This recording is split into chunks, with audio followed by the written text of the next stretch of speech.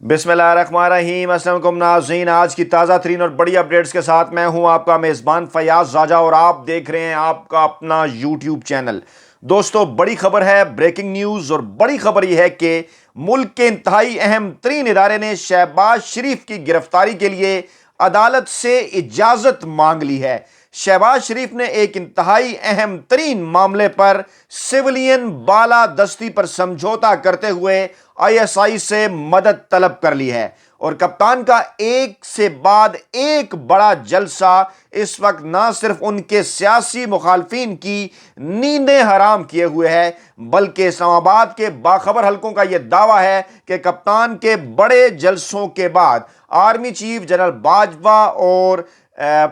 Supreme court of Pakistan के chief justice Umar Ata Bandial की जानिब से बड़ा सरप्राइज सामने आ सकता है। इमरान खान को इक्तदार में एक मर्तबा फिर आने से रोकना क्यों कर नामुमकिन हो गया है। ताकतवर हल्के क्या सोच रहे हैं ये भी आपको बताएंगे। दोस्तों, सबसे पहले लेकर चलते हैं आप उसको मामले की जानिब कि जब इंतहाई अहम तरीन अदारे ने आज अदालत में शहबाज शरीफ की गिरफ्तारी के हवाले से इजाज़त मांगी तो उस वक्त एक इंतहाई दिलचस्प सूरत हाल जो है वो पैदा हो गई। मामला था जनाब शहबाज शरीफ और हमजा शहबाज शरीफ के ऊपर मनी लॉन्ड्रिंग केस का। इसकी तफसीलात क्या है पहले आपके सामने रखते हैं। जनाब, खबर कुछ यूं है कि एफआईए ने शहबाज शरीफ और हमजा शहबाज की गिरफ्तारी की इजाजत मांग ली और मनी लॉन्ड्रिंग केस में यह मामला हुआ। लाहौर की स्पेशल कोर्ट में मनी लॉन्ड्रिंग केस की समाअत हुई और अदालती हुक्म की तामील में वज़ीर आज़म शहबाज शरीफ और वज़ीर आला पंजाब हमजा शहबाज अदालत में पेश हुए और समाअत के आगाज ही पर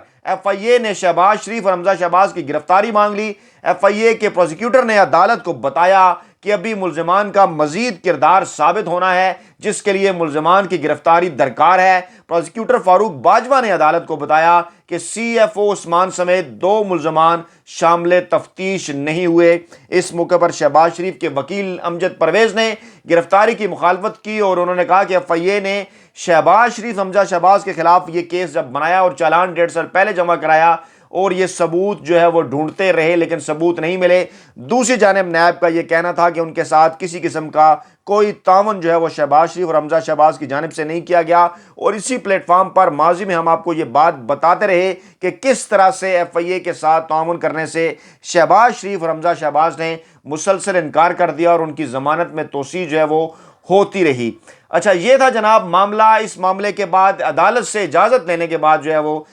जो शहबाज शरीफ और जो हमजा शहबाज हैं वो अदालत से रवाना हो गए, क्योंकि दोनों को जनाब जो है वो इजाज़त जो है वो गिरफ्तारी की नहीं मिली और जो है वो ज़मानत में तोसी कर दी गई हमजा शहबाज की और शहबाज शरीफ की। लेकिन एक और अहम तरीन डेवलपमेंट ये हुई कि सलमान शहबाज जो कि शहबाज शरीफ के साहबजादे हैं उनके वारंट गिरफ्तारी जो हैं वो जारी किए गए हैं। अब इस हवाले से जो गैर जानिबदार हल्के हैं उनका ये कहना है कि एफआईए एक मरतबा फिर सारे मामले के अंदर ड्रामा करने की कोशिश कर रहा है ताकि ना उन्हें इस बात की इजाज़त मिले कि वो गिरफ्तार करें और ना ही ये मामला आगे बढ़े, और अगर ये गिरफ्तारी हो जाती है तो उसके बाद भी इस मामले को जो है वो लटकाया जाए। अब इस सूरत हाल के अंदर इस्लामाबाद के बाखबर हलकों का ये दावा है कि सुप्रीम कोर्ट, क्योंकि हमजा शहबाज और शहबाज शरीफ का जो मनी लॉन्ड्रिंग केस का मामला है उसको वो देख रही है, उसने सो मोटो नोटिस जो है वो ले रखा है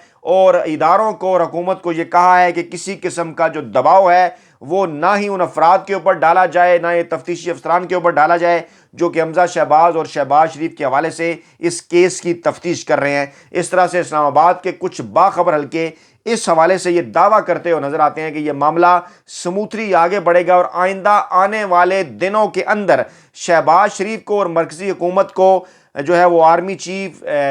जनरल कमर जावेद बाजवा की जानिब से, जबकि इसी तरह से शहबाज शरीफ को और हमजा शहबाज को सुप्रीम कोर्ट ऑफ पाकिस्तान के चीफ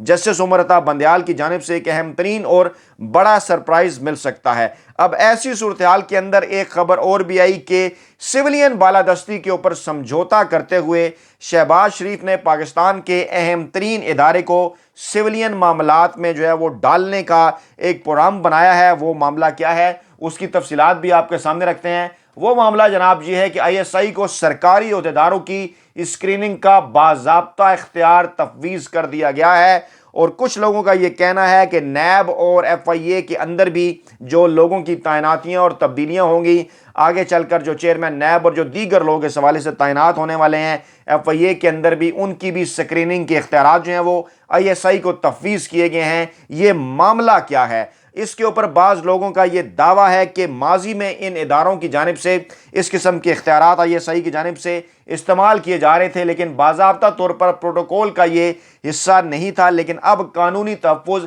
شہباز شریف کی جانب سے اس کو فراہم کر دیا گیا ہے، اور اس کے اوپر غیر جانبدار حلقے یہ بات کرتے ہوئے نظر آ رہے ہیں کہ ان تمام تر معاملات کی طرف جا کر شہباز شریف نے سویلین بالادستی کے اوپر سمجھوتا کیا ہے۔ لوگ یہ سوال بھی پوچھتے نظر آ رہے ہیں کہ کیا آئندہ آنے والے چند دنوں میں وہ یہ اختیارات آئی ایس آئی کو تفویض کر کے، انٹیلیجنس بیورو سے لے کر آئی بی سے لے کر آئی ایس آئی کو تفویض کر کے وہ کس قسم کے جو فوائد ہیں وہ حاصل کرنا چاہتے ہیں؟ کیونکہ ذرائع کا یہ دعویٰ ہے کہ شہباز شریف کی اور حمزہ شہباز کی یہ کوشش ہے کہ کسی نہ کسی طریقے سے جو ہے وہ اس امپورٹڈ حکومت کو آگے چلایا جائے، آگے بڑھایا جائے۔ 2022 تک کا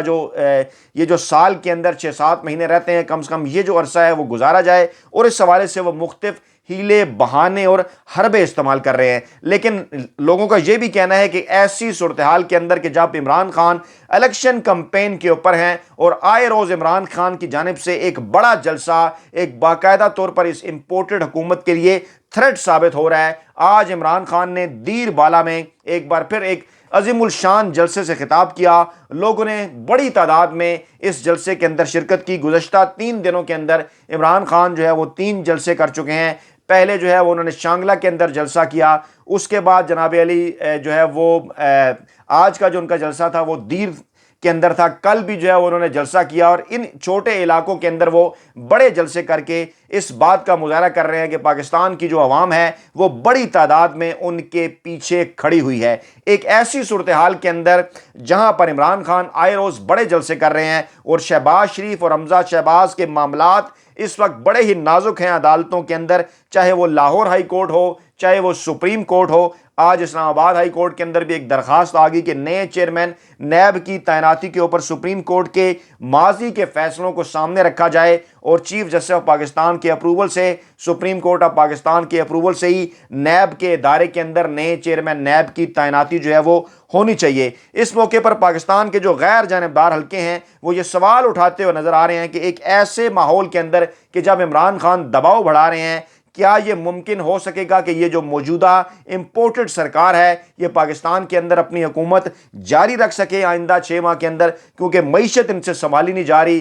آئے دن پیٹرول کی پرائسز میں اضافہ کیا جا رہا ہے، بجلی کی قیمت بھی بڑھا دی گئی، گیس کی قیمت میں بھی اضافہ ہو گیا۔ اس طرح سے پیٹرول، بجلی اور گیس تینوں کی قیمتوں میں اضافے کے بعد ڈالر آلریڈی جو ہے وہ آسمان سے اس کی قیمت باتیں کر رہی ہے، سٹاک ایکسچینج گر چکی ہے۔ مہنگائی کا اس وقت جو پاکستان کی عوام کو سامنا ہے، 75 سالہ تاریخ میں اس قسم کا سامنا انہیں نہیں کرنا پڑا، اور 20% سے زائد جو ہے وہ یہ مہنگائی بتائی جا رہی ہے پاکستان کے اندر۔ ان تمام تر حالات میں جو اہم ترین حلقے ہیں، باخبر حلقے ہیں، ان کا یہ دعویٰ ہے کہ بجٹ کے بعد صورتحال تبدیل ہوتی ہوئی نظر آئے گی۔ عمران خان نے آج جب خطاب کیا جو ہے وہ دیر بالا کے اندر، ایک مرتبہ پھر انہوں نے اس بات کی طرف اشارہ کیا، انہوں نے کہا جناب کہ جو امپورٹڈ حکومت ہے وہ الیکشن کمیشن کو ساتھ ملا کر دھاندلی کی تیاری کر رہی ہے۔ اب معاملہ یہ ہے کہ الیکشن کمیشن کی جانب سے سپریم کورٹ کو یہ کہا جا چکا ہے کہ اکتوبر کے مہینے میں وہ الیکشن کرا سکتے ہیں، یہ بات ریکارڈ کے اوپر موجود ہے، اور آئندہ آنے والے دنوں میں سپریم کورٹ سے اور لاہور ہائی کورٹ سے اس قسم کے فیصلے آ سکتے ہیں